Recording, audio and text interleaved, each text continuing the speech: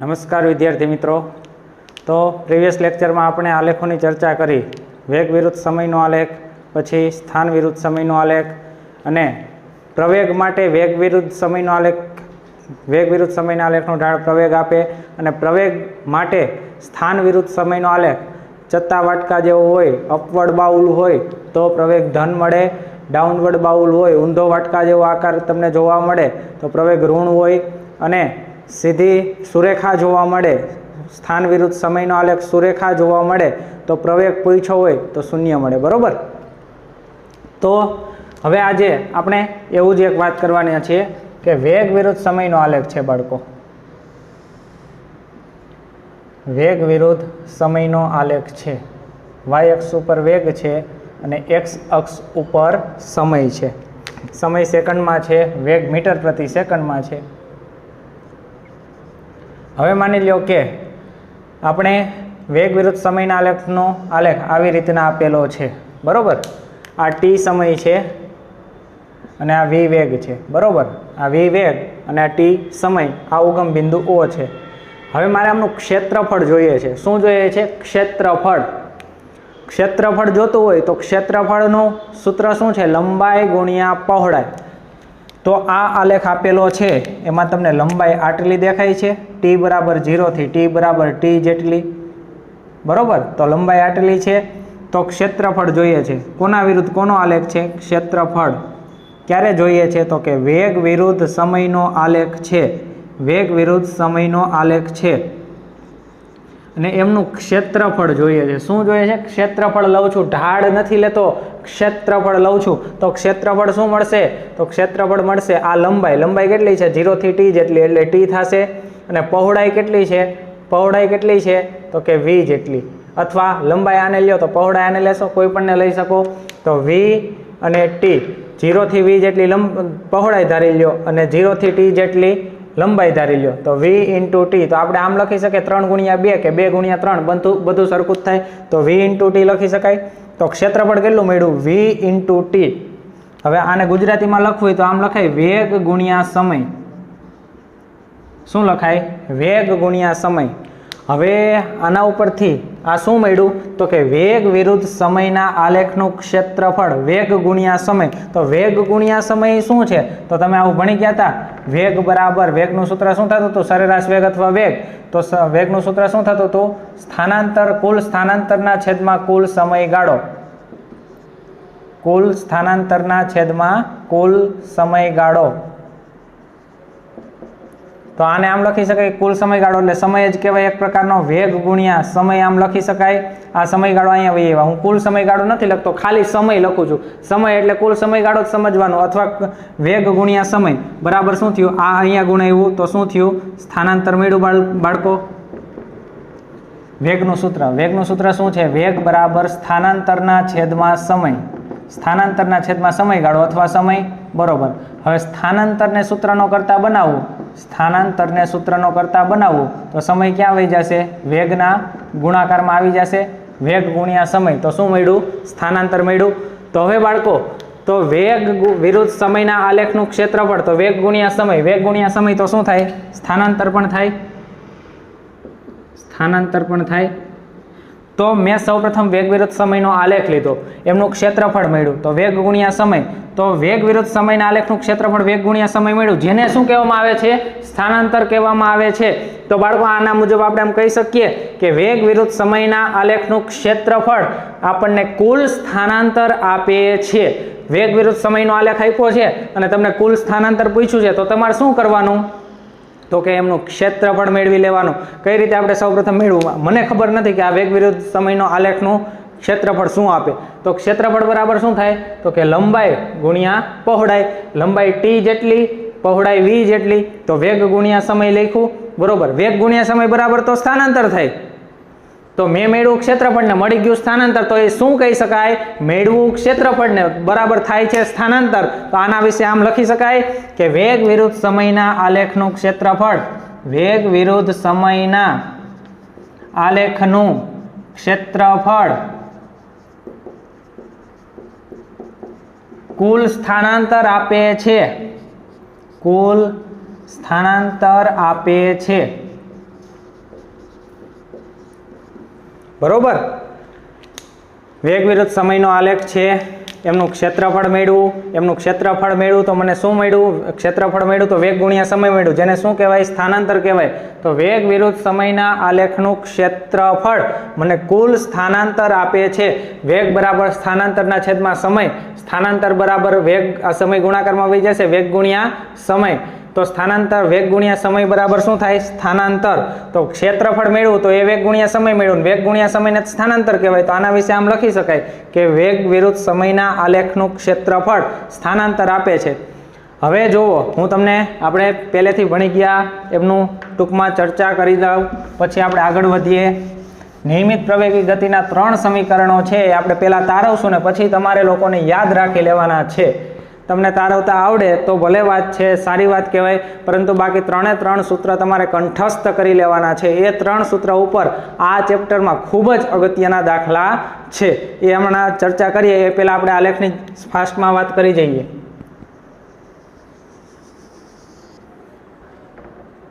સ્થાન વિરુદ્ધ સમયનો આલેખનો ઢાળ શું આપે બાળકો? કહી દો જોઈએ સ્પીડમાં. સ્થાન વિરુદ્ધ સમયનો આલેખ, એનો ઢાળ શું આપે? સરેરાશ વેગ અથવા વેગ આપે. સરેરાશ વેગ લખું છું, બરોબર. હવે માની લો કે સ્થાન વિરુદ્ધ સમયનો આલેખ, આપણે 3 આલેખની ચર્ચા કરી હતી. 3 સ્થાન વિરુદ્ધ સમયના છે. હું એકમાં લખું છું, તમારે બાકીનામાં સમજી જવાનું છે. x વિરુદ્ધ t લખી દઉં છું. ચાલો, x વિરુદ્ધ t. હવે આ રીતના હોય તો વેગ કેવો મળશે? ધન મળશે, કેમ કે પદાર્થનું સમય સાથે સ્થાન વધતું જાય છે. આ રીતનો હોય તો વેગ કેવો મળશે? ઋણ મળશે. કેવો મળશે? ઋણ મળશે. અને આ રીતનો હોય તો પદાર્થનું સમય સાથે સ્થાન બદલાતું નથી, તો કેવો મળશે? વેગ શૂન્ય મળશે. પદાર્થનું સ્થાન જ નથી બદલાતું એટલે વેગ કેવો મળે? શૂન્ય મળશે. બરોબર. સ્થાન વિરુદ્ધ સમય એનો આલેખ અને એનો ઢાળ આપણને શું આપે? વેગ આપે. અને આવો સ્થાન વિરુદ્ધ સમયનો આલેખ હોય અને ઢાળ મેળવીએ તો ઢાળ ધન મળે તો વેગ ધન, ઢાળ ઋણ મળે તો વેગ ઋણ. અને આવી રેખા હોય, સમયની અક્ષને સમાંતર હોય તો વેગ કેટલો મળશે? શૂન્ય. પરંતુ કોના વિરુદ્ધ કોનો આલેખ? સ્થાન વિરુદ્ધ સમયનો આલેખ હોય ત્યારે. હવે બીજું, વેગ વિરુદ્ધ સમયના આલેખનો ઢાળ. વેગ વિરુદ્ધ સમયના આલેખનો ઢાળ શું આપે આપણને? વેગ વિરુદ્ધ સમયની વાત કરું છું. વેગ વિરુદ્ધ સમયના આલેખનો ઢાળ મને પ્રવેગ આપે. શું આપે? પ્રવેગ. હવે એમાં પણ આ જ રીતે 3 આલેખ લઈ લઉં છું.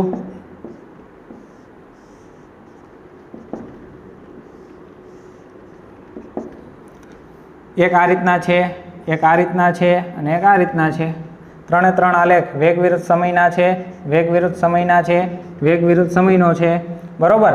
હવે આમાં ઢાળ ધન મળે, કેમ કે પદાર્થનો સમય સાથે વેગ વધે છે, પદાર્થનો સમય સાથે વેગ ઘટે છે અને પદાર્થનો સમય સાથે વેગ અચળ રહે છે.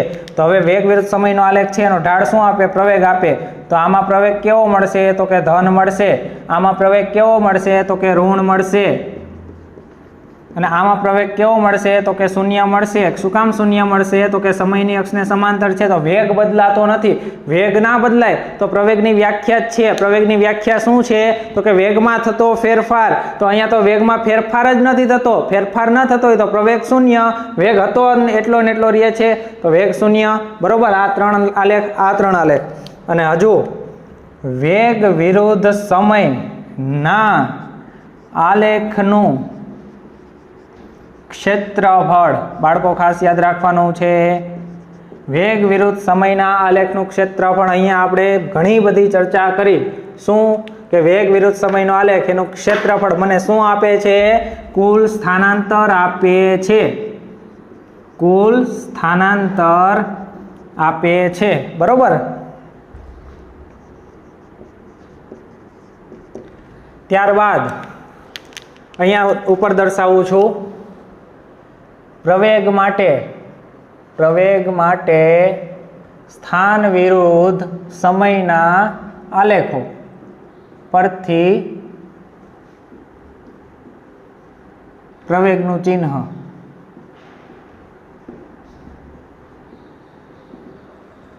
પ્રવેગ હોય, હવે સ્થાન વિરુદ્ધ સમયના આલેખો આપેલા છે. સ્થાન વિરુદ્ધ સમયના આલેખો આપેલા છે. સ્થાન વિરુદ્ધ સમયના આલેખ હોય પણ એનો ઢાળ કીધો હોય તો વેગ મળે, પરંતુ માની લો કે આ રીતનો છે એક આલેખ આ રીતનો છે અને એક આલેખ આ રીતનો છે. ત્રણે ત્રણ સ્થાન વિરુદ્ધ સમયના આપેલા છે. સ્થાન વિરુદ્ધ સમયનો આલેખ છે, સ્થાન વિરુદ્ધ સમયનો આલેખ છે. બરોબર. હવે પેલો આલેખ છે એમાં પ્રવેગ કેવો મળશે તો એમની ચર્ચા કરી ગયા. ચત્તો વાટકો છે, જુઓ તો ચત્તો વાટકો હોય તો પ્રવેગ ધન, ઊંધા વાટકા જેવું દેખાતું હોય તો પ્રવેગ ઋણ, અને સુરેખા હોય આ રીતની હોય, આ રીતની હોય, આ રીતની હોય, સુરેખા કોઈ પણ હોય તો પ્રવેગ કેટલો લખી નાખવાનો? 0. પરંતુ કોના વિરુદ્ધ કોનો આલેખ હોય ત્યારે? તો કે સ્થાન વિરુદ્ધ સમયનો આલેખ છે, સુરેખા છે, તો આપણને પ્રવેગ પૂછ્યો હોય તો પ્રવેગ 0 લખવો. બાકી બાળકો સ્થાન વિરુદ્ધ સમયનો આલેખ છે, સમયની અક્ષને સમાંતર છે ને વેગ પૂછ્યો હોય તો 0 આવે. પરંતુ ત્રણે ત્રણ આલેખ અલગ અલગ રીતે યાદ રાખજો. પેલા સ્થાન વિરુદ્ધ સમયના આલેખનો ઢાળ વેગ આપે, વેગ વિરુદ્ધ સમયના આલેખનો ઢાળ પ્રવેગ આપે, અને પ્રવેગ માટે સ્થાન વિરુદ્ધ સમયના આલેખ આવી રીતના હોય તો પ્રવેગ કેવો? ધન મળે, ઋણ મળે કે 0? MCQમાં ખાસ પૂછાઈ શકે બાળકો, પૂછાઈ શકવાની શક્યતા પૂરેપૂરી, કેમ કે આલેખ રિલેટેડ તમને ઘણા બધા ક્વેશ્ચન પૂછાઈ શકે. અધર એક્ઝામમાં પણ ઘણા બધા ક્વેશ્ચન પૂછાશે. હજુ આપણે આલેખની ચર્ચા ચેપ્ટર પૂરું થઈ જાય એટલે આપણે એક્સ્ટ્રા માહિતી આલેખ પરથી કઈ રીતે ક્વેશ્ચન પૂછાય તો એ આપણે ચર્ચા કરવાની છે. પરંતુ અત્યારે તમારા બેઝિક નોલેજ માટે ચેપ્ટરની આપણે આગળ વધવા માટે તમને આ બધું આવડવું જોઈએ કે સ્થાન વિરુદ્ધ સમયના આલેખનો ઢાળ વેગ આપે, આવી રીતના હોય તો વેગ ધન, આવી રીતના આલેખ હોય તો વેગ ઋણ, આવી રીતના આલેખ હોય તો વેગ 0. બરોબર, યાદ રાખજો ત્રણે ત્રણ આલેખ સ્થાન વિરુદ્ધ સમયના આલેખનો. ત્યારબાદ વેગ વિરુદ્ધ સમયના આલેખનો ઢાળ પ્રવેગ આપે, આવી રીતના હોય તો વેગ ધન, આવી રીતના હોય તો પ્રવેગ ધન, આ નીચે આવતો હોય તો પ્રવેગ ઋણ, અને સમાંતર હોય તો પ્રવેગ 0. ત્યારબાદ મોસ્ટ ઓફ વી વિરુદ્ધ ટીના આલેખનું ક્ષેત્રફળ શું આપે છે? કુલ સ્થાનાંતર આપે છે, જે ચર્ચા કરી ગયા. ત્યારબાદ પ્રવેગ માટે સ્થાન વિરુદ્ધ સમયનો આલેખ આપેલો છે ને પ્રવેગ પૂછ્યો છે, સ્થાન વિરુદ્ધ સમયનો આલેખ આપેલો છે ને વેગ પૂછ્યો હોય તો ઢાળ મેળવવાનો. બાકી આ રીતના કોઈ પણ શેપ હોય અને સ્થાન વિરુદ્ધ સમયનો આલેખ આપેલો છે તો શેપ જોવાનો, એનો આકાર કેવો છે, પ્રવેગ પૂછ્યો છે તો ચત્તા વાટકા જેવો દેખાતો હોય તો ધન, ઊંધા વાટકા જેવો દેખાતો હોય તો ઋણ, અને સુરેખા જોવા મળે તો સ્થાન વિરુદ્ધ સમયનો આલેખ, પ્રવેગ પૂછ્યો, સુરેખા છે 0. સ્થાન વિરુદ્ધ સમયનો આલેખ આપ્યો, ચત્તા વાટકા જેવો છે તો પ્રવેગ ધન.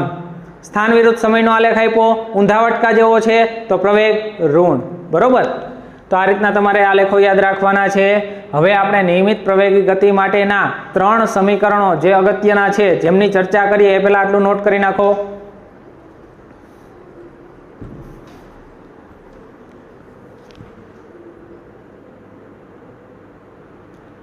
ત્યારબાદ આગળનો ટોપિક છે નિયમિત પ્રવેગી ગતિના સમીકરણો. મેં તમને વાત કરી એમ 3 સમીકરણો મળશે બાળકો. 3 સમીકરણો ત્રણે ત્રણ ખૂબ જ અગત્યના છે, જેને રિલેટેડ તમારે ન્યુમેરિકલ પણ ઘણા જ અગત્યના આવશે. પરંતુ આમાં શું શું કહેવા માગે છે તે તમે ખાસ યાદ રાખજો. હવે V0 છે એ પ્રારંભિક વેગ છે.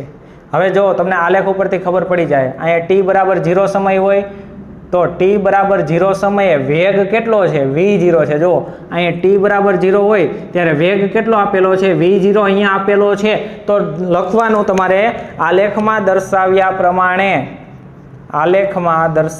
પ્રમાણે t બરાબર 0 સમયે પ્રારંભિક વેગ V0 છે. પ્રારંભિક વેગ t બરાબર 0 સમયે વેગ કેટલો છે? V0 છે. બરાબર, ક્યારે? તો કે t બરાબર 0 સમયે. તે વધીને t બરાબર t સમયે વેગ વધીને કેટલો થાય છે? v થાય છે. તે વધીને t બરાબર અહીં કેટલો સમય છે? t. ત્યારે વેગ કેટલો છે? v થાય છે. t બરાબર t સમયે વેગ વધીને v બરાબર v થાય છે. બરાબર, અથવા t સમયે તે વધીને t સમયે વેગ v થાય છે. t બરાબર 0 સમયે વેગ v0 છે અને t સમયે વેગ વધીને કેટલો થાય છે? v થાય છે. વેગ y અક્ષ પર છે અને સમય x અક્ષ ઉપર છે. કોના વિરુદ્ધ કોનો આલેખ છે? વેગ વિરુદ્ધ સમયનો આલેખ છે. વેગ વિરુદ્ધ સમયનો આલેખ છે તો અહીંયા જો ઉગમ બિંદુ તો અહીંયા શૂન્ય સમય હોય તો શૂન્ય સમયે વેગ કેટલો છે v0 તો v0 ને આપણે શું કહીશું પ્રારંભિક વેગ v0 બરાબર શું કહીશું પ્રારંભિક વેગ અને v બરાબર t સમયે વેગ કેટલો છે v તો એને શું કહીશું અંતિમ વેગ। હવે કોઈ પદાર્થ પ્રારંભિક સમયે એનો વેગ v0 અંતિમ સમયે એનો વેગ v છે તો આ પ્રારંભિક વેગ આ અંતિમ વેગ। હવે મેં અહીંયા બધું લખી દીધું છે t બરાબર 0 સમયે પ્રારંભિક વેગ v0 t બરાબર t સમયે અંતિમ વેગ v છે। તો હવે કોના વિરુદ્ધ કોનો આલેખ આપેલો છે વેગ વિરુદ્ધ સમયનો। હવે મારે એમનો ઢાળ જોઈએ છે તો ઢાળ ઉપરથી શું મળે મારે પ્રવેગ જોઈએ છે વેગ વિરુદ્ધ સમયનો આલેખ આપેલો છે અને મારે પ્રવેગ જોઈએ છે બાળકો। તો પ્રવેગ કઈ રીતે મળશે પ્રવેગ કઈ રીતે મળશે કહો જોઈએ પ્રવેગ બરાબર ઢાળ કોના વિરુદ્ધ કોનો આલેખ હોય તો વેગ વિરુદ્ધ સમયના આલેખનો ઢાળ વેગ વિરુદ્ધ સમયના આલેખનો ઢાળ। તો હવે ઢાળ મેળવી લઈએ બાળકો। તો ઢાળ અહીંયા તો તમને આ રેખા જોવા મળે છે તો આમનો ઢાળ શું થશે મારે એમનો ઢાળ જોઈએ છે તો y યામનો તફાવત છેદમાં x યામનો તફાવત y યામનો તફાવત શું થશે અંતિમ વેગ v પ્રારંભિક વેગ v0 તો આટલો ઢાળ આપણે કેટલો થશે આ y યામનો તફાવત v માઇનસ v0 થશે કેમ કે y યામ ઉપર 2 છે એક અંતિમ વેગ અને પ્રારંભિક વેગ તો y યામનો તફાવત v માઇનસ v0 અને x યામનો તફાવત બરાબર t માઇનસ પ્રારંભિક સમય 0 છે એટલે આપણે તોય લખીએ y યામનો તફાવત શું પહેલા લખી દઉં ઢાળ જોઈએ છે તો y યામનો તફાવત છેદમાં x યામનો તફાવત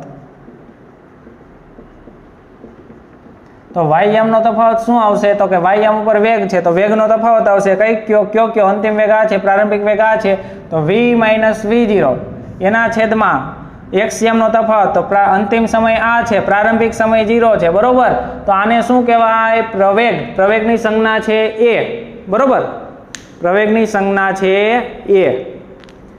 તો સૌપ્રથમ વેગ વિરુદ્ધ સમયનો આલેખ આપેલો છે અને આ કેવી ગતિ છે તો કે નિયમિત પ્રવેગી ગતિ થશે બાળકો કેમ કે પદાર્થનો સમય સાથે વેગ અચળ રીતે ટૂંકમાં સમય સાથે સમાન રીતે વધે છે જુઓ પહેલી 2 સેકન્ડમાં 2 મીટર પ્રતિ સેકન્ડ વધ્યો હોય તો બીજી 2 સેકન્ડમાં 2 મીટર પ્રતિ સેકન્ડ જ વધ્યો હોય બાકી આમ હોય પહેલી 2 સેકન્ડમાં 2 મીટર પ્રતિ સેકન્ડ બીજી 2 સેકન્ડમાં 3 મીટર પ્રતિ સેકન્ડ ત્રીજી સેકન્ડમાં કાંઈ ન થાય ચોથી સેકન્ડમાં 4 મીટર પ્રતિ સેકન્ડ તો આ નિયમિત પ્રવેગી ગતિ નહીં થાય પરંતુ પહેલી સેકન્ડમાં પણ 2 મીટર પ્રતિ સેકન્ડ વેગ વધ્યો બીજી સેકન્ડમાં પણ 2 મીટર પ્રતિ સેકન્ડ વધ્યો ત્રીજી સેકન્ડમાં પણ 2 મીટર પ્રતિ સેકન્ડ વધ્યો તો આવી સુરેખા જોવા મળે તો કેવી ગતિ હોય તો કે નિયમિત પ્રવેગી ગતિ હશે વેગ વિરુદ્ધ સમયનો આલેખ હોય તો કેવી ગતિ હશે નિયમિત પ્રવેગી ગતિ હશે બરોબર બાકી આ રીતનો અનિયમિત આકારનો શેપ મળે તો નિયમિત પ્રવેગી ગતિ હશે નહીં। તો આપણે જે સમીકરણ મેળવીએ છીએ જે કોના માટે સાચા છે તો કે નિયમિત પ્રવેગી ગતિ માટે સાચા છે બાકી નિયમિત પ્રવેગી ગતિ ના હોય તો એના માટે આ સમીકરણ યોગ્ય થશે નહીં। અને નિયમિત પ્રવેગી ગતિ ક્યારે મળે તો કે સુરેખા હોય ત્યારે કોના વિરુદ્ધ કોનો આલેખ હોય તો કે વેગ વિરુદ્ધ સમયનો આલેખ હોય સુરેખા હોય તો કેવી ગતિ હશે તો કે નિયમિત પ્રવેગી ગતિ હશે બરોબર। ત્યારબાદ આપણે એક સમીકરણ મળવા આવ્યું છે જે તમારે 5 વાર લખીને યાદ રાખવાનું છે। ત્રણ સમીકરણો 5 વાર લખવાના છે થિયરી તમારે 2 વાર લખવાની પરંતુ સમીકરણો 5 વાર લખી યાદ રાખી લેવાના છે। તો y યામનો તફાવત અંતિમ વેગ માઇનસ પ્રારંભિક વેગ x યામનો તફાવત t માઇનસ 0 ઓકે અને એને શું કહેવાય પ્રવેગની સંજ્ઞા a। હવે v માઇનસ v0 એમ અહીંયા આ t માઇનસ 0 એટલે t જ કહેવાય લખી દઉં છું a બરાબર v માઇનસ v0 એમના છેદમાં t। હવે આ t અહીંયા ગુણાઈ જશે તો અહીંયા શું થઈ જશે at બરાબર v માઇનસ v0 હવે આ માઇનસ છે એને આ બાજુ લઈ આવું તો શું થઈ જાય at પ્લસ v0 અને અહીંયા શું રહેશે v। હવે હું આને સારી રીતે લખું તો v બરાબર v0 પ્લસ at આ v ને અહીંયા લખો v0 ને પહેલા લખો અને at ને પછી લખો તો સૌ પ્રથમ પહેલું સૂત્ર મારું શું છે તો કે આ યાદ રાખવાનું છે v = v0 પ્લસ at। વેગ વિરુદ્ધ સમયનો આલેખ છે એમાં બધી મેં ચર્ચા અહીં લખી દીધી. પ્રારંભિક સમયે પ્રારંભિક વેગ v0 છે, અંતિમ સમયે વેગ વધીને v થાય છે. તો હવે મારે એમનો ઢાળ મેળવવો હોય તો ઢાળમાં પ્રવેગ મેળવવો છે તો વેગ વિરુદ્ધ સમયનો આલેખ તો શું મેળવવાનું? હવે વેગ વિરુદ્ધ સમયનો આલેખ છે, મારે પ્રવેગ મેળવવો હોય તો વેગ વિરુદ્ધ સમયના આલેખનો ઢાળ મને પ્રવેગ આપે છે તો કે હા. હવે મારે સ્થાનાંતર મેળવવું હોય તો કે વેગ વિરુદ્ધ સમયના આલેખનું ક્ષેત્રફળ મને સ્થાનાંતર આપે એવી હમણાં જ આપણે ચર્ચા કરી ગયા. વેગ વિરુદ્ધ સમયના આલેખનું ક્ષેત્રફળ મને કરેલું કુલ સ્થાનાંતર આપે, હમણાં જ ચર્ચા કરી ગયા. બરોબર. તો સૌપ્રથમ પહેલું સૂત્ર આ યાદ રાખવાનું છે, ઢાળ મેળવો તો ઢાળ આપણને પ્રવેગ આપે તો પ્રવેગની સંજ્ઞા a, ઢાળ મળ્યો આપણને v - v0 ના છેદમાં t - 0. એનું બધું સાદુરૂપ આપ્યું, t અહીંયા જવા દીધો તો at બરાબર v - v0 -v0 પેલી બાજુ જતા રહે તો પ્લસ v0 તો v બરાબર v0 પ્લસ at. જ્યાં v શું છે ખાસ યાદ રાખવાનું, v શું છે બાળકો? અંતિમ વેગ. શું છે? અંતિમ વેગ. v0 શું છે? પ્રારંભિક વેગ. a શું છે? પ્રવેગ. અને t શું છે? સમય. તો સંજ્ઞા તમને ખાસ યાદ રહેવી જોઈએ, તો જ તમારે સૂત્રમાં તમને ન્યુમેરિકલ પૂછ્યું હોય તો ખબર પડે કે પ્રારંભિક વેગ કેટલો છે, અંતિમ વેગ મેળવવાનો છે, પ્રવેગ કેટલો છે, તો એ બધું તમને આના ઉપરથી ખબર પડશે. બરોબર. ત્યારબાદ હવે વેગ વિરુદ્ધ સમયનો આલેખ આપણને આપેલો છે, મારે સ્થાનાંતર મેળવવું છે. માની લો કે સ્થાનાંતર મેળવવું છે તો શું કરવાનું? તો કે વેગ વિરુદ્ધ સમયનો આલેખ છે, મારે સ્થાનાંતર મેળવવું હોય તો એનું ક્ષેત્રફળ મેળવી લ્યો. વેગ વિરુદ્ધ સમયનો આલેખ છે, ઓકે, વેગ વિરુદ્ધ સમયનો આલેખ છે, મારે સ્થાનાંતર મેળવવું છે, કુલ સ્થાનાંતર મેળવવું છે. તો સ્થાનાંતર કઈ રીતે મળે? તો કે વેગ વિરુદ્ધ સમયનો આલેખ છે તો કે સ્થાનાંતર બરાબર વેગ વિરુદ્ધ સમયના આલેખનું ક્ષેત્રફળ. આપણે હમણાં જ જોઈ ગયા વેગ વિરુદ્ધ સમયના આલેખનું ક્ષેત્રફળ. હજુ હમણાં જ આગળ ચર્ચા કરી, વેગ વિરુદ્ધ સમયનો આલેખ હોય, તમને સ્થાનાંતર મેળવવાનું કીધું હોય તો વેગ વિરુદ્ધ સમયનો આલેખ છે તો એમનું ક્ષેત્રફળ મેળવી લ્યો. તો એમનું ક્ષેત્રફળ મેળવીએ. વેગ વિરુદ્ધ સમયનો આલેખ છે તો પ્રારંભિક વેગ અહીંયા હતો, અંતિમ વેગ અહીંયા છે, તો અહીંથી આપણે આટલું છે અહીંયા સુધીનું, તો આટલું કવર થાય છે, તો આટલું સ્થાનાંતર આપણે આટલું ક્ષેત્રફળ મેળવવાનું થશે. તો એટલું ક્ષેત્રફળ મેળવી લે તો ક્ષેત્રફળ મને કરેલું કુલ સ્થાનાંતર આપે. તો ક્ષેત્રફળમાં હું બે પાર્ટ પાડી દઉં. અહીંયા જુઓ, અહીંથી અહીંયા સુધીનો ત્રિકોણ છે, અને અહીંથી અહીંયા સુધીનું લંબચોરસ છે. તો આને નામ આપી દઈએ, આને O નામ છે, આને A નામ આપી દઉં, આને B નામ આપી દઉં, આને C નામ આપી દઉં, અને આને D નામ આપી દઉં. બરોબર. તો ત્રિકોણ કયો થશે? ABC. લંબચોરસ કયો થશે? OACD. તો બંનેનું ક્ષેત્રફળ આવશે. આપણે ટોટલ વેગ વિરુદ્ધ સમયના આલેખનું ક્ષેત્રફળ મેળવવું છે. તો વેગ વિરુદ્ધ સમયનો આલેખ કેટલો થશે? પ્રારંભિક વેગ અહીંયા, અંતિમ વેગ અહીંયા. તો એની નીચે જેટલું ક્ષેત્રફળ ઘેરાતું હોય, નીચેની બાજુ જેટલું ક્ષેત્રફળ ઘેરાતું હોય, પ્રારંભિક વેગ, અંતિમ વેગ, એની નીચે જેટલું ક્ષેત્રફળ ઘેરાતું હોય એ ક્ષેત્રફળ મને શું આપે? તો કે સ્થાનાંતર આપે છે. તો આટલું ક્ષેત્રફળ ઘેરાય છે. તો હવે એનું મારે બે રીતે ક્ષેત્રફળ મેળવવું પડશે. કઈ રીતે? તો કે એક ત્રિકોણ છે અને એક લંબચોરસ છે.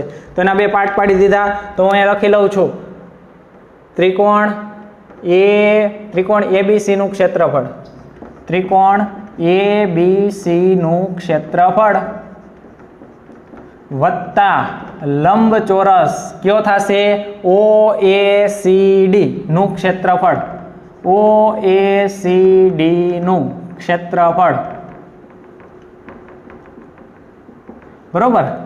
તો ત્રિકોણનું ક્ષેત્રફળ તમે ભણી ગયા, 1/2 પાયો ગુણ્યા વેધ, 1/2 પાયો આ થશે, વેધ આ થશે. તો પાયો કેટલો થશે બાળકો? તો પાયો આટલો છે. તો આ કોના બરાબર હોય? તો કે t - 0 બરાબર હોય. તો 1/2 હું પહેલા લખી દઉં છું, 1/2 ગુણ્યા પાયો ગુણ્યા વેધ વત્તા લંબચોરસનું ક્ષેત્રફળ શું થાય? તો કે લંબાઈ ગુણ્યા પહોળાઈ, લંબાઈ ગુણ્યા પહોળાઈ. તો સૌપ્રથમ ત્રિકોણ ઉપર જઈએ. તો ત્રિકોણમાં પાયો આટલો થશે, આ ત્રિકોણ આ ABC છે, તો એબીસીમાં ત્રિકોણ આ છે, ત્રિકોણ આ છે, એમાં પાયો કેટલો થાય તો કે આટલો થાય. તો એ કેટલું છે તો કે અંતિમ t-0 જેટલું છે. તો પાયો છે 1/2, પાયો કેટલો છે t-0 જેટલો, ગુણ્યા વેધ કેટલો છે તો કે વેધ આટલો છે. એ કેટલો છે v-v0 જેટલો છે. વેધ કેટલો છે તો કે v-v0. હું એમ કહું કે આ 5 છે અને આ 3 છે, તો વેધ કેટલો થાય તો કે બંનેની બાદ બાકી જેટલો થાય, 5 - 3. ખબર પડી? આ 5 બિંદુ હોય, આ 3 બિંદુ હોય, તો આટલું ડિસ્ટન્સ કેટલું થશે તો કે 5 - 3 એટલે 2 થશે. તો આ અંતિમ વેગ v છે, પ્રારંભિક વેગ v0 છે, તો આટલું વેધ કેટલો થશે તો કે v-v0. બરોબર, v-v0 વત્તા. હવે લંબચોરસમાં આવીએ. લંબચોરસમાં લંબાઈ કેટલી છે t જેટલી, t-0 જેટલી, t-0 જેટલી, ગુણ્યા પહોળાઈ કેટલી છે લંબચોરસ OACD, તો લંબાઈ આટલી t-0 જેટલી, ટોટલ t છે તો t જેટલી. બરોબર, અને પહોળાઈ કેટલી થશે તો કે v0 - 0, v0 - 0. અંતિમ v0 છે, પ્રારંભિક 0 છે, તો v0 - 0 t-0. તો લંબાઈ આટલી અને પહોળાઈ આટલી. બરોબર, તો હવે આનો સાદરૂપ આપીએ. 1/2 ગુણ્યા t-0 એટલે t ગુણ્યા v-v0. બરોબર, વત્તા t-0 એટલે t ગુણ્યા v0. અને અહીંયા સ્થાનાંતર, સ્થાનાંતરની સંજ્ઞા આપણે દર્શાવીશું x. s વડે પણ દર્શાવી શકાય, પરંતુ આપણે અહીંયા સ્થાનાંતરને x વડે દર્શાવીશું. શેના વડે? x વડે. હમણાં આપણે સંજ્ઞા પદ્ધતિમાં બીજું પણ લખી નાખશું આમાં જ. તો હવે જુઓ બાળકો, આ પેલું v0t હું અહીં આગળ લખું છું, v0t, t0v છે, tv0 છે, તો એને v0t લખ્યું. 3 × 2 કે 2 × 3 કાંઈ ફેર પડે નહીં, તો v0t લખ્યું. પ્લસ હવે આ પદ પાછળ લખું છું, 1/2 ક્રોસ t ક્રોસ v-v0. બરોબર, અહીંયા x એમને, તો x = v0t વત્તા 1/2 ક્રોસ t ક્રોસ v-v0. આ સમીકરણ નંબર 1 આપી દો, સમીકરણ નંબર 1. હવે સમીકરણમાં v-v0 કરો. આ v0 ને આ બાજુ લઈ જાઓ તો માઇનસ થઈ જશે, v-v0 તો શું થઈ જાય? at થઈ જાય. આ રીતે છે, v = v0 + at. તો આ રીતે થઈ જાય, v0 ને આ બાજુ આવવા દો, v-v0 બરાબર શું થાય? at. જેને સમીકરણ, આને 2 નામ આપી દો, સમીકરણ 2 માં મૂકો જોઈએ. સમીકરણ 2 છે એમાં v-v0 ની જગ્યાએ શું મૂકશો? at. ક્યાંથી લીધું તો કે સમીકરણ 1 ઉપરથી v = v0 + at છે, આપણને પહેલું સમીકરણ મળ્યું, એમાં v-v0 કરી નાખો તો શું આવે? at. અને જે at ને v-v0 ની જગ્યાએ મૂકી દો તો સમીકરણ બનશે લાસ્ટ આ બીજું સમીકરણ મળે છે, જેને 5 વાર લખવાનું છે ફક્ત. તો x = v0t વત્તા 1/2, આ a એમને એમ અને t 2 વાર છે એટલે t નો સ્ક્વેર. x = v0t વત્તા 1/2 at². જ્યાં x છે એ સ્થાનાંતર છે, v0 છે એ પ્રારંભિક વેગ છે, x = શું છે? સ્થાનાંતર. બરોબર, x છે એ સ્થાનાંતર છે, તો સ્થાનાંતરનું સૂત્ર મળ્યું શું તો કે v0t વત્તા 1/2 at². v0 છે પ્રારંભિક વેગ, t છે એ સમયગાળો છે, ત્યારબાદ 1/2 અચળ છે, a છે એ પ્રવેગ છે, t છે એ સમયગાળો છે, અને x છે એ સ્થાનાંતર છે. તો સૌપ્રથમ મેં ઢાળ મેળવો, સૌપ્રથમ મેં પ્રવેગ મેળવો. વેગ વિરુદ્ધ સમયનો આલેખ છે, પ્રવેગ જોઈએ છે તો એનો ઢાળ મેળવી લ્યો. હવે મારે સ્થાનાંતર જોઈએ છે, વેગ વિરુદ્ધ સમયનો આલેખ છે. ઓકે, તો સ્થાનાંતર જોતું હોય તો વેગ વિરુદ્ધ સમયના આલેખનું ઘેરાયેલું ક્ષેત્રફળ, તો વેગ વિરુદ્ધ સમયનો આલેખ છે એનું ઘેરાયેલું ક્ષેત્રફળ કેટલું થશે એ મેળવીએ. તો સૌપ્રથમ ત્રિકોણ, ત્યારબાદ લંબચોરસ, બંનેનો એટલે ઘેરાયેલું ક્ષેત્રફળ મળી જશે. લંબાઈ આટલી, પહોળાઈ આટલી, તો લંબચોરસ 1/2, પાયો આટલો, વેધ આટલો, તો બધું મળી ગયું. ત્યારબાદ v-v0 છે, જેની જગ્યાએ સમીકરણ 1 ઉપરથી શું મૂકી દેશું? at મૂકી દેશું. તો એમનું સૂત્ર મળ્યું x = v0t વત્તા 1/2 at². તો 2 સમીકરણ મળી ગયા. હવે એક બાકી છે, એ તમે આટલું નોટ કરી લો, ત્યારબાદ ત્રીજું સમીકરણ મેળવીએ. બરોબર, બધું નોટ કરી નાખો એટલે બોર્ડ સાફ કરી અને એક સમીકરણ મેળવવાનું છે, એટલે 3 સમીકરણ તમને મળી જશે. બરોબર,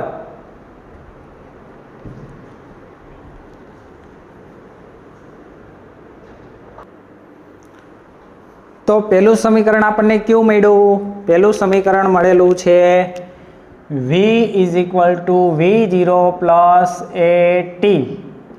બીજું સમીકરણ મળ્યું x બરાબર બોલો જોઈએ v0t વત્તા 1/2 at². બે સમીકરણ આપણને મળ્યા. હવે ત્રીજું સમીકરણ મેળવવાનું છે. તો ત્રીજું સમીકરણ ઇઝી છે. હવે જુઓ ત્રીજા સમીકરણમાં શું કરવાનું છે? કંઈ નથી કરવાનું, ઇઝી છે સાવ. હવે આમાંથી સમીકરણ 1 આપી દો નામ, સમીકરણ 2 નામ આપી દો. સમીકરણ 1 માંથી આપણે t ની કિંમત જોઈએ છે, t જોઈએ. સમીકરણ 1 ઉપરથી t મેળવો તો સૌપ્રથમ v - v0 કરી નાખી. v - v0 બરાબર શું મળ્યું? at. આ પદ પેલી બાજુ વહી ગયું બરાબરની પેલી બાજુ એટલે માઇનસ થઈ ગયું. તો શું થઈ ગયું? v - v0 બરાબર at મળ્યું. ઓકે. હવે એમાંથી મારે t જોઈએ છે. t જોઈએ, t ને સૂત્રનો કરતા બનાવી દો. તો v - v0 ના છેદમાં શું આવી ગયું? a આવી ગયો. ઓકે. તો t મળી ગયો. ક્યાંથી મળ્યો? સમીકરણ 1 પરથી લખવાનું. સમીકરણ 1 પરથી, સમીકરણ 1 ઉપરથી t મળી ગયો. બરોબર. હવે સમીકરણ 1 ઉપરથી t ની કિંમત સમીકરણ 2 માં મૂકી દો. સમીકરણ 2 માં મૂકતા આ સમીકરણ 2 છે એમાં t ની કિંમત આપણે પહેલા સમીકરણ ઉપરથી t ની કિંમત મેળવી, જે સમીકરણ 2 માં મૂકી દો. તો સમીકરણ 2 પહેલા લખી નાખું છું, v0t વત્તા 1/2 at². હવે આ x v0 t ની કિંમત મૂકી દો આમાં, v - v0 ના છેદમાં a વત્તા આ t ની કિંમત મૂકી અહીંથી વત્તા 1/2 ક્રોસ a એમનેમ ક્રોસ t ની જગ્યાએ શું આવશે? v - v0 ના છેદમાં a અને t નો શું છે? સ્ક્વેર છે. જોવો અહીંયા t નો સ્ક્વેર છે એટલે આખા પદનો શું થઈ જશે? સ્ક્વેર. હવે ધીમે ધીમે સાદુરૂપ આપતા જાઓ. હવે છૂટું પાડીએ. આ v0v ગુણાકાર કરો, v0v એમના છેદમાં a માઇનસ આને આ એ બંનેને લાગુ પાડશે, આ પદને પણ લાગુ પડશે અને આ પદને સૌપ્રથમ આપણે ગુણાકાર કરી નાખીએ. બરોબર. v0v માઇનસ v0 નો સ્ક્વેર એમના છેદમાં a, આ v0 ને અંદર જવા દીધો. બરોબર. વત્તા 1/2 a અને આ આપણે વર્ગ હોય તો a - b નો વર્ગ હોય તો a² minus 2ab plus b². એવી રીતના આપણે ટૂંકમાં સાદુરૂપ આપીએ તો પ્રથમ પદનો વર્ગ, તો પ્રથમ પદનો વર્ગ માઇનસ 2 ગુણ્યા પ્રથમ પદ ગુણ્યા બીજું પદ, પ્રથમ પદ v બીજું પદ v0 વત્તા અંતિમ પદનો સ્ક્વેર v0² અને છેદમાં a છે તો a નો સ્ક્વેર. બરોબર. a નો સ્ક્વેર છે તો a નો સ્ક્વેર થઈ જશે. હવે આને સેપરેટ છેદ આપીએ. આ a બંનેને લાગુ પડશે, v0v ના છેદમાં a માઇનસ v0² ના છેદમાં a વત્તા, હવે અહીંયા આવી જાઓ, અહીંયા છેદમાં a² છે અને અહીંયા જુઓ a છે, બંને ગુણાકાર અને ભાગાકારમાં છે તો એક a કેન્સલ થઈ જશે, તો એક a વધશે ને આ a કેન્સલ થઈ જશે. અહીંયા 2 છે ને અહીંયા 1 છે તો એક કેન્સલ થઈ જશે ને એક a વધશે. બરોબર. વત્તા 1/2, હજુ એમને લખું છું v² માઇનસ 2v0 ના વત્તા v0² એમના છેદમાં a² હતો એની જગ્યાએ a આવી ગયો અને અહીંથી અહીંયા a હતો એ કેન્સલ થઈ ગયો. હવે આગળ વધીએ. ધીમે ધીમે સાદુરૂપ આપજો એટલે ઓટોમેટિક તમારે આન્સર આવી જશે, કંઈ ક્વેરી ઊભી નહીં થાય. હવે હતું એમને એમ લખી નાખીએ પહેલા બે પદ, v0v ના છેદમાં a માઇનસ v0² ના છેદમાં a વત્તા 1/2. હવે સેપરેટ આપતા જાઓ આખાને તો v² ના છેદમાં 2a આવશે. હવે અહીંયા 1/2 છે તો આ 2 ને અંદર જઈને અહીં 2a કરી નાખું તો પણ ચાલે. તો હું ડાયરેક્ટ અંદર છેદમાં ગુણાવી દીધા, 2a કરી દીધા. હવે તમને છેદ આપવામાં સરળતા રહેશે. v² ના છેદમાં 2a શું આવશે? વત્તા v² ના છેદમાં 2a માઇનસ અહીંયા છેદમાં 2 છે, અંશમાં 2 છે તો 2 કેન્સલ થઈ જશે. માઇનસ નિશાની 2 કેન્સલ, તો અત્યારે લખી નાખીએ. ચાલો 2v0 ના છેદમાં 2a વત્તા v0² ના છેદમાં 2a. હવે જોતા જાઓ અહીંયા આપણે ડાબી બાજુ x છે, આ x બરાબર બધું મેળવવું છે તો x બરાબર, હવે જુઓ v0 v ના છેદમાં a, ફરીવાર એમ નામ લખું છું, v0 સ્ક્વેર ના છેદમાં a વત્તા v સ્ક્વેર ના છેદમાં 2a. હવે આ 2 કેન્સલ થશે તો શું આવશે? માઇનસ v0 ના છેદમાં a પ્લસ v0 સ્ક્વેર ના છેદમાં 2a. હવે v0 v અને આ v0 છે એટલે કે 3 ગુણ્યા 2 અને 2 ગુણ્યા 3 છે. આન્સર તો 6 જ આવવાનો. આન્સર કેટલો આવવાનો? 6 જ આવવાનો. બરોબર. તો આ v0 v અથવા v0, તો આને હું ફેરવી નામ લખ નાખું કે v0 v. 3 ગુણ્યા 2 કે 2 ગુણ્યા 3 કાંઈ ફેર પડે નહીં. અહીંયા v0 છે એની જગ્યાએ v0 v લખ્યા, પેલા 2 લખ્યા ને પછી 3 લખ્યા. તો હવે આ બે પદ જો સમાન દેખાય છે તમને, આ પદ અને આ પદ, આ પ્લસ છે અને માઇનસ છે, તો 2 - 2 કેટલા થાય? 0 થાય, તો ઉડી જાય. તો હવે શું વધ્યું? તો કે પેલા પ્લસ વાળા પદ લખું. પ્લસ વાળું પદ કયું છે?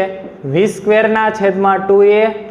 હવે આ માઇનસ v0 સ્ક્વેર પ્લસ વાળા પદ લખીએ પેલા, વત્તા v0 સ્ક્વેર ના છેદમાં 2a માઇનસ v0 સ્ક્વેર ના છેદમાં a. તો x બરાબર શું મળશે? v સ્ક્વેર ના છેદમાં 2a. હવે આ આખું છે અને આ અડધું છે, 1/2 છે, માઇનસ આ બંનેનું સાદુરૂપ આપશો આ રીતે છે કે v0 સ્ક્વેર ના છેદમાં 2a માઇનસ v0 સ્ક્વેર ના છેદમાં a.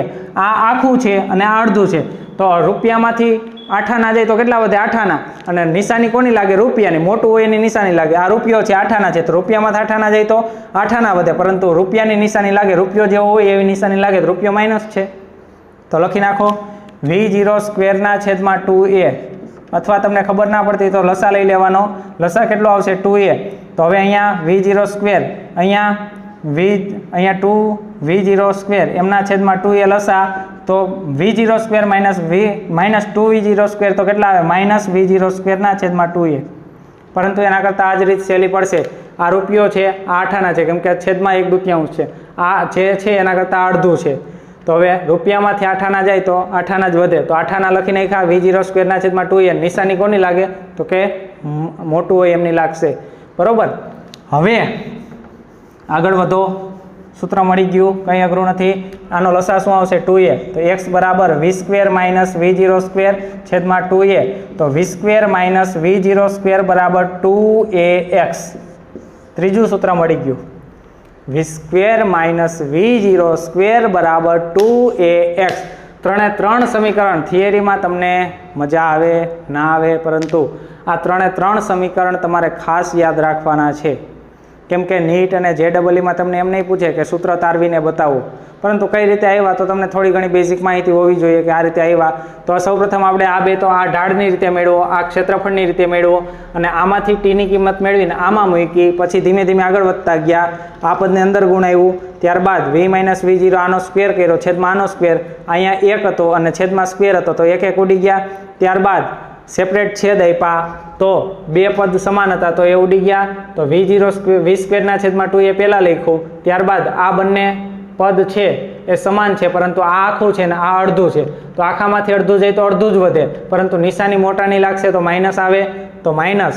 હવે લસા લઈ લીધો, v square minus v0 square બરાબર 2ax. ખ્યાલ આવે છે? ઓકે. તો હવે આટલું પહેલાં લખી નાખો, ત્યારબાદ 3 સમીકરણ એક સાથે લખીએ અને પદ શું સૂચવે છે એની જરા ચર્ચા કરી અને આજનો લેક્ચર પૂરો કરીએ. તો ફાસ્ટમાં લખી નાખો સૂત્ર, અને ધીમે ધીમે મેથ્સમાં તમને ટપ્પો પડતો હોય, ધીમે ધીમે બાયોલોજીવાળાને થોડું ટફ પડશે, પરંતુ ધીમે ધીમે સાદુરૂપ આપજો એટલે ઓટોમેટિક ખબર પડી જશે. કેમ કે અત્યારે આપણે લાઈવ નથી, રૂબરૂ મળતા નથી. રૂબરૂ મળતા હોય તો તમને મેથ્સનો કોટા ક્લિયર થઈ જાય. એટલે આ લસા કઈ રીતે આવે જે તો તમને આવડતું જ હોય, એટલે એમાં કંઈ ચિંતા કરવાની જરૂર નથી. તો આપણે લાસ્ટ સમીકરણ v square minus v0 square બરાબર 2ax મળે છે. તો આટલું લખી નાખો, ત્યારબાદ આપણે 3 સમીકરણ એક સાથે લખીએ.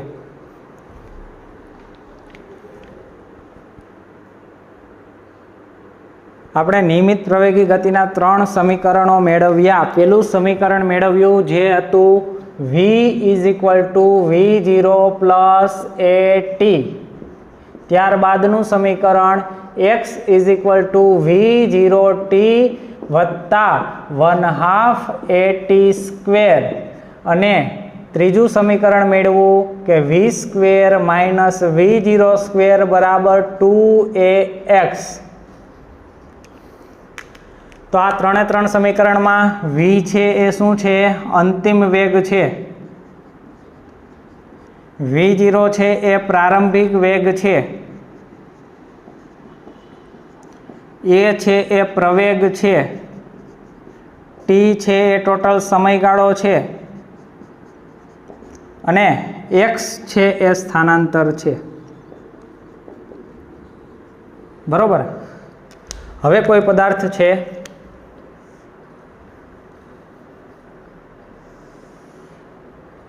આ પદાર્થે અહીંયા 0 થી અહીંયા x સુધીનું સ્થાનાંતર કર્યું. કેટલું? 0 થી x સુધીનું.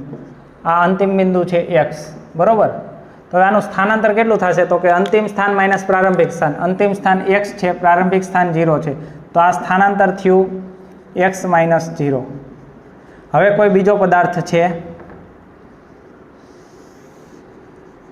શરૂઆતમાં અહીંયા હતો t બરાબર 0 સમયે x0 અહીંયા હતો, તો t બરાબર 0 સમયે પદાર્થ, હું એમ કહું કે હું અત્યારે જ્યાં છું ત્યાંથી શરૂઆત કરીને 50 કિલોમીટર દૂર જાઉં છું. હું જુનાગઢ છું ને જુનાગઢથી રાજકોટ જાઉં છું, તો કેટલું અંતર થશે? તો કે 100 કિલોમીટર. પરંતુ હું જેતપુર છું, જેતપુરથી રાજકોટ જાઉં છું અને ત્રીજો વ્યક્તિ છે એ જુનાગઢ, સૌપ્રથમ હું અહીંયા જુનાગઢ છું અને અમે બે વ્યક્તિ છીએ અને એક વ્યક્તિ મને જોઈએ છે કે તમે ક્યાંથી ક્યાં જાઓ છો, મારું ધ્યાન રાખે છે કે હું ક્યાંથી ક્યાં જાઉં છું. તો હું અહીંયા ઊભો છું, હું શરૂઆતમાં જુનાગઢ છું અને પેલો વ્યક્તિ પણ જુનાગઢ જ છે, તો મને એ જુનાગઢથી જોશે કે આ ભાઈ જુનાગઢથી ક્યાં જાય છે, તો એ જોશે કે જુનાગઢથી રાજકોટ જાય છે, તો સ્થાનાંતર કેટલું થશે? x જેટલું. તો હવે તો x માઇનસ 0, તો સ્થાનાંતર થશે x જેટલું. પરંતુ પેલો વ્યક્તિ જુનાગઢ છે, વ્યક્તિ ક્યાં છે? જુનાગઢ. અને મને વિડીયો કોલમાં જોઈએ છે કે હું છું જેતપુર. ક્યાં છું? જેતપુર. અને ત્યાંથી ક્યાં જાઉં છું? રાજકોટ જાઉં છું. તો હવે તો વ્યક્તિ જુનાગઢ ઊભો છે, તે અવલોકન કરે છે કે હું ક્યાંથી ક્યાં જાઉં છું, તો મારું સ્થાનાંતર કેટલું થશે? સ્થાનાંતર અહીંયા x0 છે, અહીંયા x છે, તો ઊભો છે વ્યક્તિ જુનાગઢ, અવલોકન કરે છે હું છું જેતપુર. તો શરૂઆતમાં t બરાબર 0 સમયે હું ક્યાં હશું? તો કે જેતપુર હશું. તો મારું સૌ પ્રારંભિક સ્થાન ક્યાં હશે? જેતપુરમાં. અંતિમ સ્થાન ક્યાં હશે? રાજકોટમાં.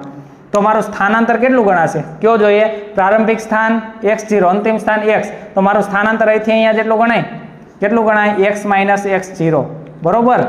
તો આવી રીતે કોઈ t બરાબર 0 સમયે પદાર્થ x બરાબર x0 અંતરે હોય, t બરાબર 0 સમયે 0 જ હોય પદાર્થ, તો કોઈ ઉપાધિ જ નથી, તો એટલું જ થાય. પરંતુ t બરાબર 0 સમયે વ્યક્તિ અહીંયા છે, અવલોકન જેતપુરથી કરવાનું છે. વ્યક્તિ જેતપુરથી જુનાગઢ જાય છે ને અવલોકન વાળો ભાઈ છે જુનાગઢ ઊભો છે, જેતપુરથી રાજકોટ જાય છે ને અવલોકન વાળો ભાઈ જુનાગઢ ઊભો છે. તો હવે શું કરવાનું? તો કે t બરાબર 0 સમયે અવલોકન કરે, મારું ધ્યાન રાખે છે એ ભાઈ જુનાગઢમાં ઊભો છે, તો એ t બરાબર 0 સમય કરે ત્યારે હું ક્યાં હશું? તો કે જેતપુરમાં હશું. અને t બરાબર t સમયે ક્યાં પહોંચીશ? રાજકોટ પહોંચીશ. તો t બરાબર 0 સમયે વ્યક્તિ જુનાગઢ છે, હું જેતપુર છું. હવે મારું સ્થાનાંતર કેટલું ગણશે? તો કે અંતિમ સ્થાન રાજકોટ, પ્રારંભિક સ્થાન જેતપુર, તો બંને વચ્ચેનું ડિસ્ટન્સ x માઇનસ x0. તો કેટલું થશે? x minus x0. કેમ કે t બરાબર 0 સમયે આપણે કોઈ જગ્યાએ દૂર હોઈએ તો એ x0, અંતિમ સ્થાન x, તો સ્થાનાંતર થયું x માઇનસ x0. પરંતુ હવે જુઓ, હું જુનાગઢ છું, મારું અવલોકન વાળો જુનાગઢ છે, તો બંને એક જ જગ્યાએ છે, તો x બરાબર 0 અને આ બરાબર x બરાબર x0. તો અહીંયા x0 ની જગ્યાએ શું આવી જાય? 0 આવી જાય. તો સૌપ્રથમ માની લો કે t બરાબર 0 સમયે કોઈ વ્યક્તિ ઉગમ બિંદુથી દૂર ઊભો હોય, તો t બરાબર 0 સમયે સ્થાન x0 અને અંતિમ સમયે x, તો સ્થાનાંતર કેટલું થશે? તો કે આટલું. એ કેટલું થશે? અંતિમ માઇનસ પ્રારંભિક. હવે અહીંયા સ્થાનાંતર કેટલું થશે? તો કે અંતિમ છે x, પ્રારંભિક છે 0, તો x માઇનસ 0 બરાબર x. તો સૂત્રમાં તમારે આ પણ લખી શકો, સ્થાનાંતરની જગ્યાએ x માઇનસ x0 પણ લખી શકો. તો સ્થાનાંતર ક્યાં ક્યાં આવે છે? બીજા સમીકરણમાં. તો બીજું સમીકરણ આ રીતે પણ લખાય, x માઇનસ x0 બરાબર v0t વત્તા 1/2 at સ્ક્વેર. તો આ રીતે પણ લખાય. હવે બંને એક જ જગ્યાએ હોય તો ઉગમ બિંદુથી જ શરૂઆત થતી હોય, ઉગમ બિંદુ ઉપર જ હોય, તો x0 બરાબર શું આવી જાય? જો ઉગમ બિંદુ હોય, ઉગમ બિંદુથી જ ગતિની શરૂઆત થતી હોય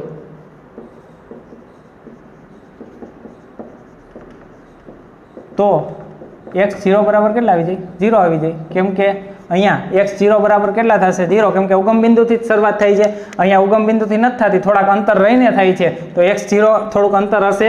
બરોબર. પરંતુ ઉગમ બિંદુથી જ શરૂઆત થતી હોય તો x બરાબર x0.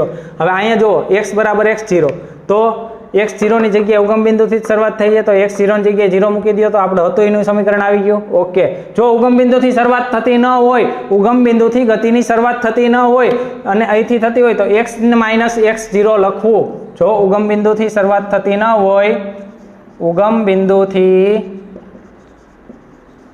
ગતિની શરૂઆત થતી ન હોય તો સ્થાનાંતર કેટલું લખવું? સ્થાનાંતર x - x0 લખવું. તો અહીંયા શું આવશે? હવે આ સમીકરણ છે એ કોના માટે છે? તો કે ઉગમ બિંદુથી શરૂઆત થતી હોય તો ઉગમ બિંદુથી થતી ગતિ માટે. હવે ઉગમ બિંદુથી ગતિ થતી નથી તો સ્થાનાંતર કેટલું હશે? તો કે x - x0.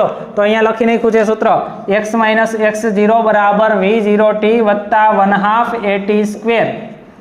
બરોબર. હવે બીજું સૂત્ર છે એમાં પણ સ્થાનાંતરની જગ્યાએ v² - v0² બરાબર 2a. સ્થાનાંતરની જગ્યાએ x - x0. જો ઉગમ બિંદુથી શરૂઆત થતી હોય તો સ્થાનાંતર x જ મળે. જો ઉગમ બિંદુથી ગતિની શરૂઆત થતી ન હોય તો સ્થાનાંતર x - x0 મળે. તો આ સમીકરણ કોના માટે સાચું છે? તો કે ઉગમ બિંદુથી ગતિની શરૂઆત થતી હોય તો સ્થાનાંતરનું સૂત્ર શું મળે? x = v0t વત્તા 1/2 at².